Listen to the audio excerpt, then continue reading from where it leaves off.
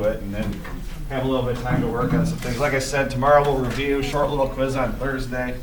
And I think that if you feel good about the review tomorrow, we should be really in good shape. Honestly, grade-wise, not a lot of things are going to change. Okay, we've got most everything in the grade book right now. The only thing I have not put in the grade book is that last assignment from 4.5, but I would still be checking JMC to see where you're at with that. So if there's anything that you want to get into me before the end of the trimester on Thursday, I'd like to have it like 3:30 Thursday, okay? Make sense to everybody? Any questions for me before I roll here this morning? All right, friends, let's do this today. Guys, we're going to start getting this idea today of everything that we work with has been some kind of a real number. And 4.6 is titled Complex Numbers. And the question we're trying to work with today are what are subsets of the set of complex numbers. Okay? Kids, here's the deal. Complex number system is made up of the following. You might want to write this down. Complex number system. Numbers you're really good at are real numbers. Okay, we always work with real numbers all the time. Positive, negative, zeros. Okay, but there's also this idea that within the complex number system there also exists some numbers that are, anybody know this? Imaginary. Okay?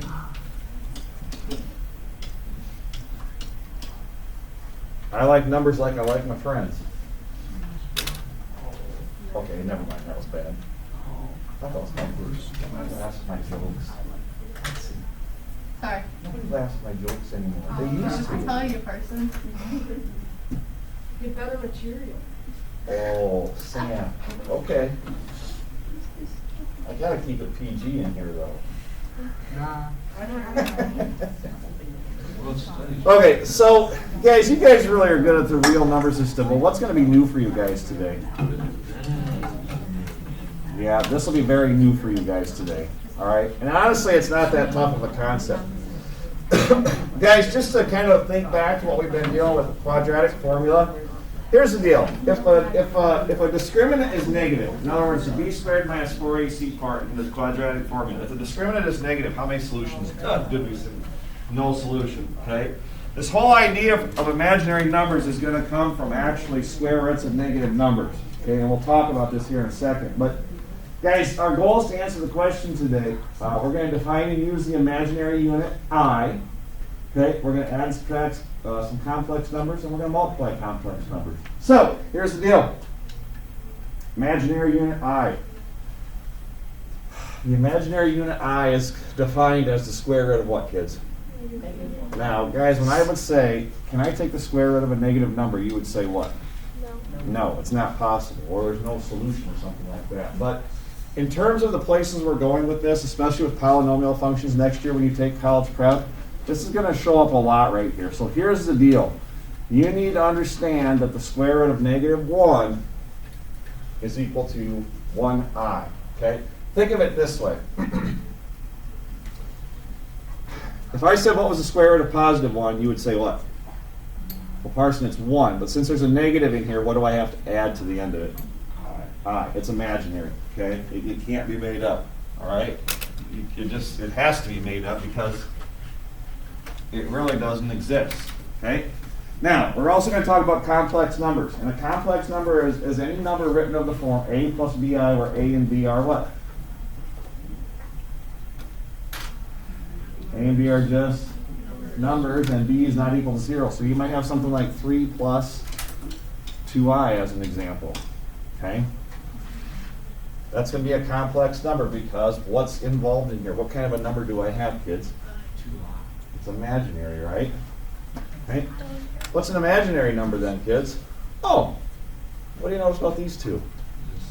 Same thing. So give me an example of an imaginary number in the form a plus bi. 3 plus 2i. How about 3 plus 9i? Would that work also? Okay, imaginary numbers. Now, a pure imaginary number is written in the form of b times I. So there's no value out front here. It's just like 7i, like that. Okay? There's no number out in front. So that's considered pure imaginary numbers. Okay? And then this idea of complex conjugates. Complex conjugates are going to be pairs of complex numbers of the form a plus bi and what? So conjugates of each other, they're the same term. So you might have something like 6 plus 4i, and its complex conjugate would be 6 minus 4i.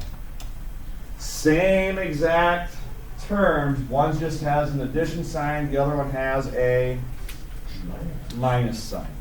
Okay? All right, so some things that we need to touch upon here. Make sure that we're okay with this. Okay? This idea of imaginary numbers comes from the square root of what kind of numbers, kids? -1. Okay, so here's what we need to understand. This is a very important core concept. If the square root of -1 equals I, then you also need to understand this. If I take I to the second power right here, guys, it's like squaring this side over here on the right. If I took I and squared it, if I did squaring on the right side to keep these balanced, what would I have to do to the left side? Well, you'd have to square it as well, wouldn't you?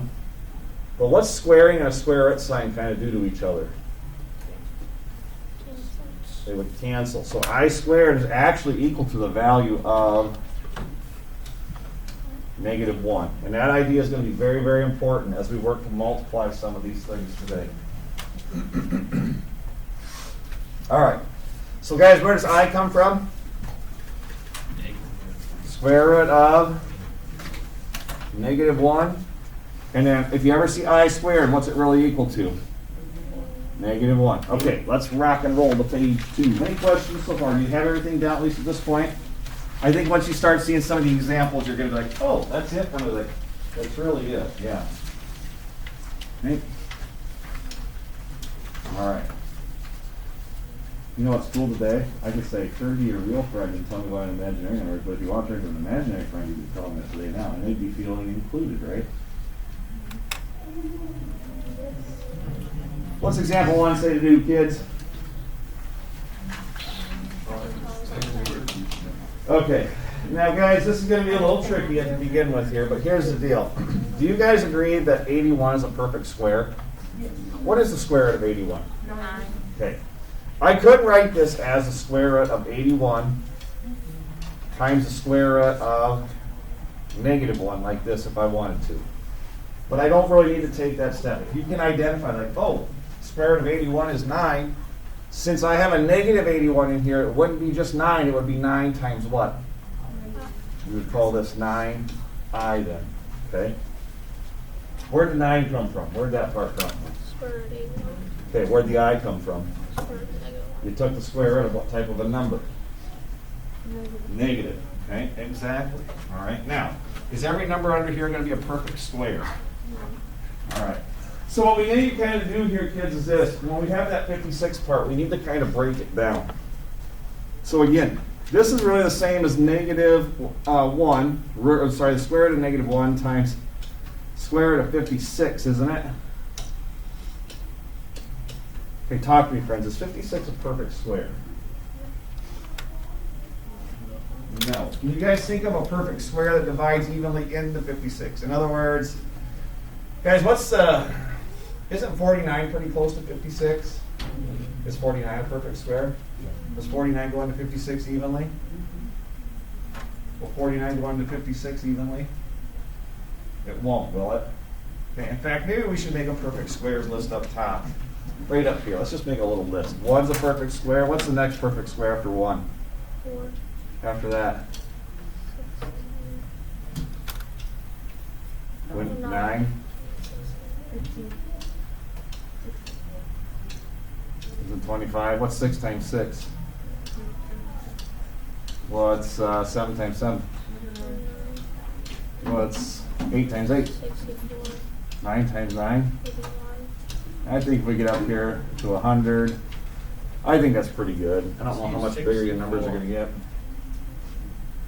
Guys, is there a number that would go evenly into 56? One of these up here, besides 1? 4. How many times? 7, 8, 9, 10, 13. 12. 14. Okay, so here's what we're going to do. If you can take a perfect square out when you're simplifying these, that's what you're going to want to do. So you're going to leave this as the square root of -1 times the square root of 4. 4 because 4 is what type of a number again? And how many times does 4 go into 56? All right, here's what this becomes, kids. That 4 times 14 is the same as the 56 value, isn't it? And we're choosing to factor out a perfect square right here. So here's what this really becomes, guys. What is the square root of 4 now? 2, isn't it? What's the square root of -1? So you would call this 2 times I times the square root of what value? 14. I have to leave 14 as the square root of 14 because that doesn't break down any further with perfect squares to factor out. So guys, do you understand right here when I write this as the square root of -1 times the square root of 56 first? Do you understand that? Give me some sort of head sign that you're okay with that. Okay? Then, I said check these perfect squares and see if there's any perfect squares that can factor out here. Well, it turned out 4 was a perfect square that came out how many times? 14 times. So do we know the square root of -1? That's what part of the answer down here. Do we know the square root of 4? What is that? 2. Do we know the square root of 14? Don't know what the square root of 14 is. So leave it as the what? Square root of 14. Okay? So let's do the same thing. Now, guys, the difference here is, do I have a value up front already? Okay, so let's see how this looks. We would go -7 times, okay, let's break this -12 down. This would be times the square root of -1. Okay, now think of the 12th part. Is there a perfect square that goes into 12? 4. How many times? 3. So I can write the square root of 12 as square root of 4, that's the perfect square part, times the square root that's left over, 3. Okay, talk to me, friends. This is -7 times what? What's the square root of -1 again? I. What's the square root of 4? 2. Do we know the square root of 3? Or should I just leave it as the square root of 3? Leave it. Okay, so take a look at what's out front. Could I combine that -7 times I times 2 then to be something different? Yeah, the 2 and 7 would make -14. Just call this -14I times the square root of what, kids? There it is. Okay. A little confusing. And we'll back up and take a look at it. So guys, why did I call the -7 was already out front, right? Why did I move a -1 or square root of -1 out front? Well, we're dealing with the square root of what kind of number? Okay, and now we said, okay, there's a 12 left in here. 12 is the same as the perfect square of 4 times what? 3. You know the square root of 4, which is what? 2. You know the square root of -1 is imaginary. So combined, this becomes -14I times what's left over, square root 1. Okay. All right, let's chat. I like these. These are kind of fun right here. Equality of two complex numbers. It says find a value of x and a value of y that satisfies the equation. 5x minus 20i has to equal what, kids? Okay. Okay, so isn't this 20i the imaginary part right here, kids? And isn't y times I the imaginary part here? Okay, well, what value is missing? What does it look like the y value might be right here? What kind of 20? Yeah, it looks like y should be -20. So guys, the 5x part has to be the real number in this whole thing. So it looks like the 5x has to equal what value? 35, doesn't it? So what would that make your x value? X would have to be 7. So let me make one up for you guys. How about we say 4x plus 6i equals, I don't know, 40 plus yi. Why I do this, I don't know. Never mind. Yi.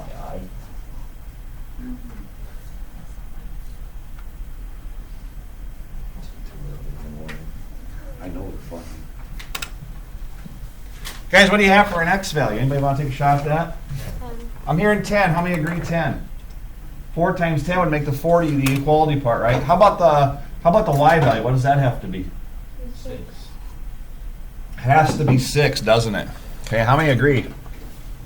Guys, is this concept of imaginary numbers that difficult? Not so bad, is it? Okay, not so bad. Where did we get 6 and 10? Look at the equation. Gager, here we go. I got you. All right, Gage, you see an I right here? Maybe if I did this. So maybe if I did this, if these are equal to each other, the parts of the values that are real are the 4x and the 40. So what this is saying to keep this equal, 4x has to be equal to this part 40 right here. You okay with that? So 4 times what would make 40 here? Okay, you see where that comes from, buddy? Yep.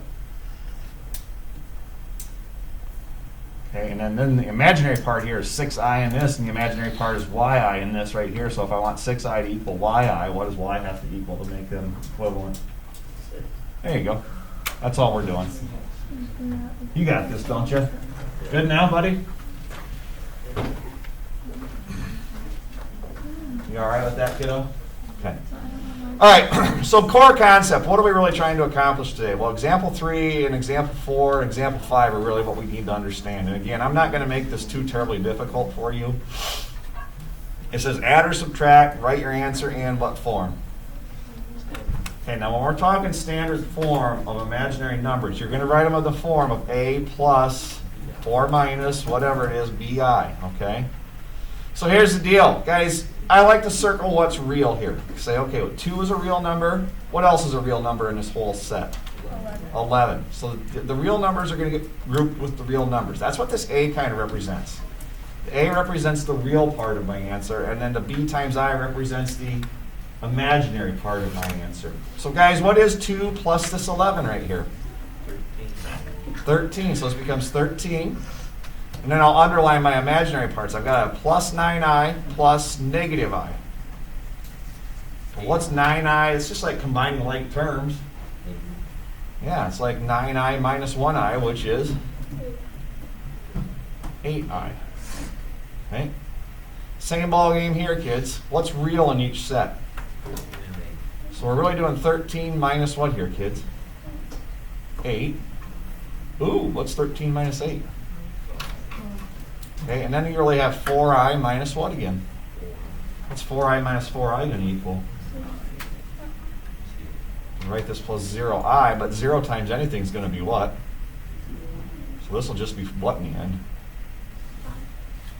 We took 2 imaginary numbers, subtracted them from each other, and got a real number. Oh my God. Imaginary stuff making real things up.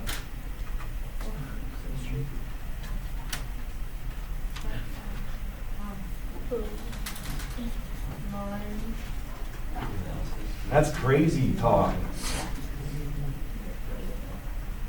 Okay, what's real up here, kids? 16 and what? Now you got to be careful on this one here, because what this is really saying 16 minus 13, right? What is 16 minus 13, friends? 30. Okay, now kids, help me out here. See this minus sign out in front of the parentheses right here? What's that really do to this sign inside of here? Makes it negative. So you really have negative 6i plus what? Which would make what? If I had to rewrite this might be the same as 16. If I wanted to rewrite this without parentheses, this would be 16 minus 13. This minus right out front of all the parentheses is going to change the signs. There's what you'd have, 3 plus 2i.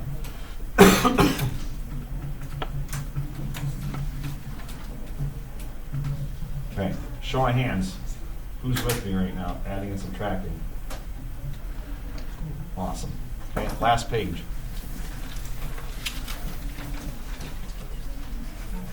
Okay, step number 4. Okay, multiplying complex numbers. This is where things get a little goofy, all right? Over here it says multiply and write your answer in standard form. Over here, guys, you're simply going to distribute. We're going to take 15i times what here first? Okay, what is 15I times negative 1? Negative 15I. Now this is where things get kind of fun. We also need to distribute negative 15I to the plus 2I. First of all, what's a 15I plus 2I? What are they going to multiply out to? The 15 and the 2 make what? 30. Okay, now, I want to go back to something, kids. Go back to the front page. What's I squared really equal? Okay, don't forget that I squared is equal to negative 1. So what we have here, kids, is negative 15I. Really plus 30 times negative 1. Right? And 30 times negative 1 is what value, kids? So this becomes negative 30 minus 15I in standard form, doesn't it? Cool with that?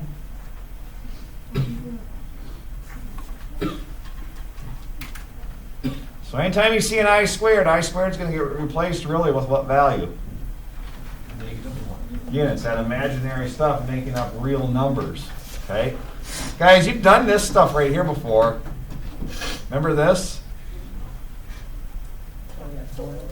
Yeah. This would be a foiling example. A binomial times a binomial. So help me out, kids. 4 times 11. What is that? 44. Got 44 first.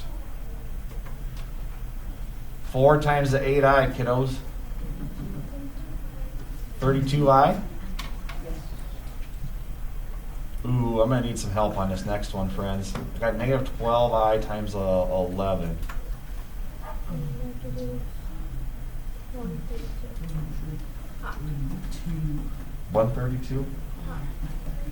So minus 132I. Okay, be careful on this next one. Negative 12I times 8I is minus 96I to the what? Okay, but this I squared, keep in mind, I squared is what value? Okay, so let's see what we can do here. I'm going to rewrite this as 44 plus 32I minus 132I. Friends, this is really negative 96 times what value? So negative 96 times negative 1 is really a plus 96 here now, isn't it?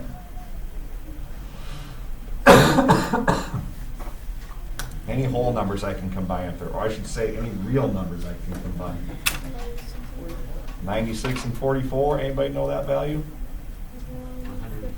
140. And then how about the imaginary units? What could I combine for imaginary units? Minus 100I. Very good.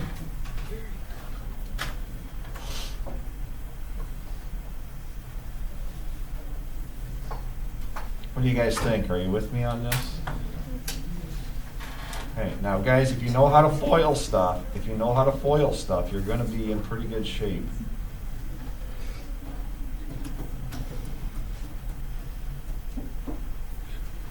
So example 5, this is this example where it says multiplying by what here, kids? Complex conjugates. Let's just take a look back here, kids, at what a complex conjugate is. Whoops. We said an example of complex conjugates would be exactly the same terms, but one's going to have a plus sign in it, and the other one's going to have a minus sign in it. We want to multiply them together. And there's something that's unique that happens when you multiply with complex conjugates. It's a pretty neat deal. So we're going to really take this right here when it says multiply 3 minus 4I by its complex conjugate. Well, we're going to take 3 minus 4I times, what is the complex conjugate to that term? 3 plus 4I. And guys, aren't we on to the foiling again? Okay, check it out. Help me out here, kids. 3 times 3, what is that? 9. 3 times positive 4I.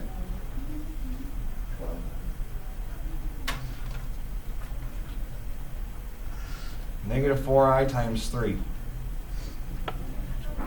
Negative 12I, and be careful on this, friends.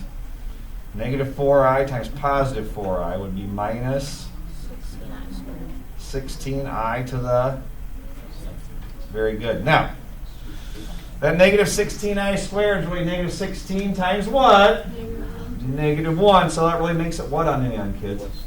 Plus 16. So we're at this point now where it says, oh, 9 plus 12i minus 12i plus 16. Wait a second. What's real up there? 9 and 16 are real, so what do they combine to? What happened to the 12 i's right here? Guys, you'll know you've done complex conjugate multiplication correctly if the i's fall out completely, because that's the whole intention of complex conjugates. We want the imaginaries to completely fall out. What kind of number do I actually end up with when you multiply complex conjugates? Your answer should be what in the end?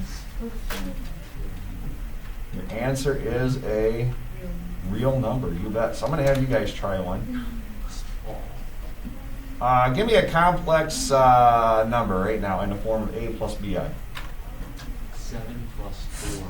7 plus 4i. I want you to multiply its complex conjugate to that. 7 minus 4i. I will try to beat you.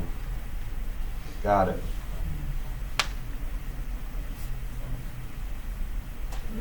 When you've got a value, check with your neighbor around you.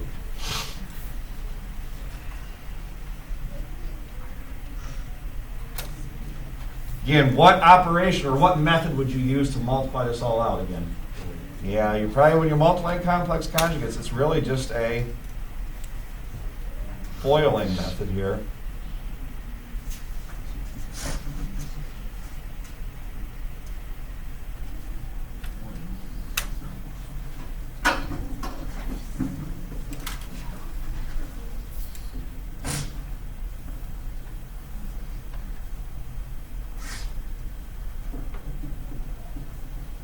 Anybody coming up with a value yet?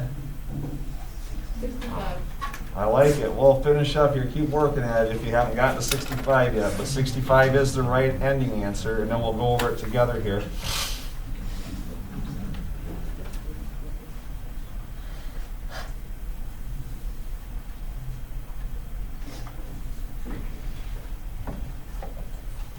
Okay, what would 7 times 7 yield? 49. 49. How about 7 times minus 4i? Negative 28i. And then in the middle, 4 times 7i. And then how about 4i and negative 4i?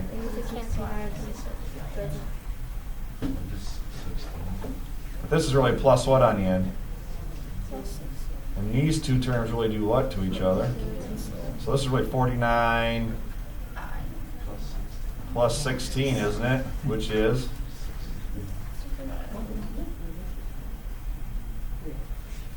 Okay. Guys, I know that that's a lot of information in a short amount of time, but does it make sense to you? Do you understand that this idea of imaginary numbers comes from the square root of what type of a value? Well, it comes from the square root of what type of numbers? Negative. Good. Okay. All right, I'm going to stop recording. I would like you guys to get into big ideas. I already sent that new one out. If you have 4.5 worksheet still to work on, try to finish that up and get it to me before you take off. Otherwise,